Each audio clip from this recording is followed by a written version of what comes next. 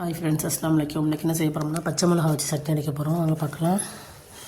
நம்ம சட்னிக்கு தான் பச்சை மிளகா போட்டு அரைப்போம். இப்போ சட்னியை பச்சை மிளகாவில் பண்ண போகிறோம். நல்லா டேஸ்ட்டாக நல்லாயிருக்கும். காரசாரமாக இனிப்பு புளிப்பு வரப்பு எல்லாமே கலந்து நல்லா டேஸ்ட்டாக இருந்துச்சுன்னா ட்ரை பண்ணால் நீங்களும் பண்ணி பாருங்கள்.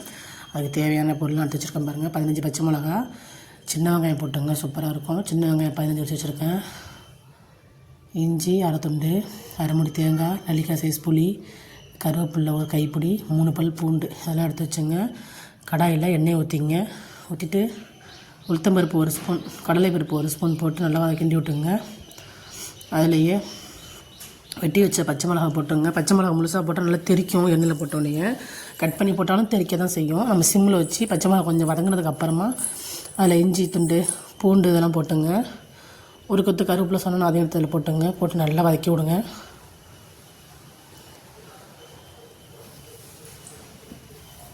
சின்ன வெங்காயம் சொன்னால் அதையும் அதில் போட்டு நெல்லிக்காய் சைஸ் புளி அதையும் போட்டு நல்லா வதக்கி விடுங்க.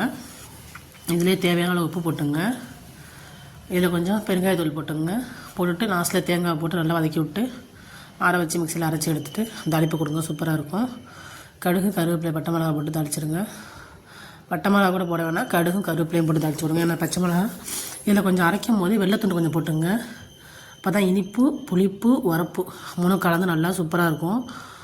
ரொம்ப காரசாரமாக இல்லாமல் நல்லாயிருக்கும். ரொம்ப காரசாரமாக உள்ளவங்க வேணும்னு நினச்சிங்கன்னா வெல்லம் போட வேணாம். நான் கொஞ்சமாக வெல்லம் சேர்த்துருக்கேன். இதில் சேர்த்து அரைச்சதுக்கப்புறம் நல்லா டேஸ்ட்டாக நல்லா இருக்குது. காரமாக தான் இருந்துச்சு, ஆனால் சூப்பராக இருக்குது சட்னி, செம்ம டேஸ்ட்டு.